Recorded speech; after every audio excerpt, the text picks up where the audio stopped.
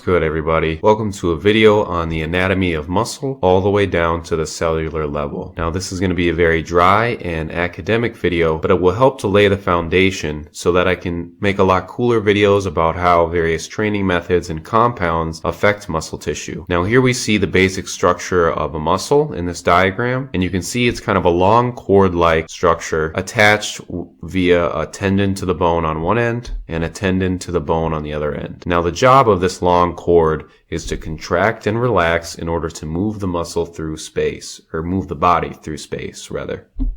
Now a muscle is a long cord-like structure, but it also is somewhat of a nesting doll of long cord-like structures. So at the highest level you have a muscle as a whole, and then within that you have a bunch of bundles of muscle fascicles, which is this portion here, and then within a muscle fascicle you have a bunch of bundles of muscle fibers. Now at this point the muscle fiber is interchangeable with the word muscle cell. Within that muscle cell there are a bunch of myofibrils. So a myofibril is the smallest unit of a muscle. Looking at some of the other words present, these are mostly connective tissue words. So these include deep fascia, epimysium, paramysium, and endomysium. Now the job of the connective tissue is to both hold the muscle together, separate it from other parts of the muscle, and also help to connect the muscle tissue to other parts of the body. So for example, the deep fascia is connective tissue which attaches the tendon to the muscle. The epimysium kind of surrounds and encloses the muscle. The paramysium surrounds muscle fascicles, and finally the endomysium surrounds muscle fibers. The last thing that you can see in the diagram are blood vessels. Now blood vessels are able to carry nutrients and oxygen into the muscle and waste products out of the muscle. So they are very imperative for the function and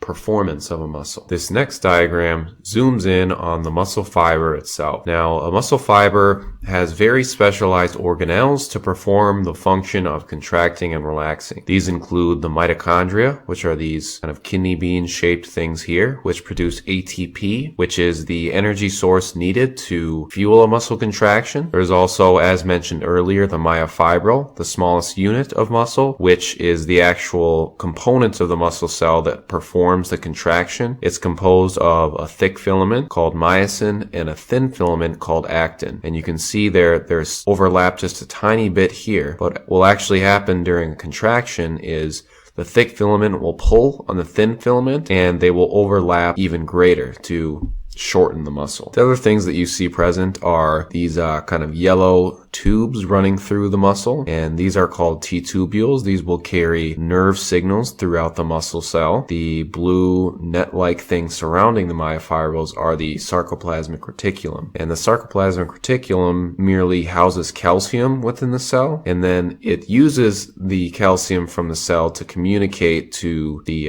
myofibril whether or not it should contract, and it's receiving the signal of whether or not to contract from the T-tubules from the nerve, which is not present in this, but there will actually be a nerve that will run along and connect into the T-tubule to send that signal and then send the signal to the sarcoplasmic reticulum. The last thing that you see present is the nucleus of the cell. The nucleus of the muscle cell holds the DNA, and it uses the DNA to control what proteins are expressed within the cell based on various conditions present. Now, most of the time, this machinery goes to producing more proteins to make more myofibrils or make more mitochondria. With that being said, thanks for watching the video. Stay tuned for future videos. Like, comment, subscribe, and I hope you have a good rest of your day.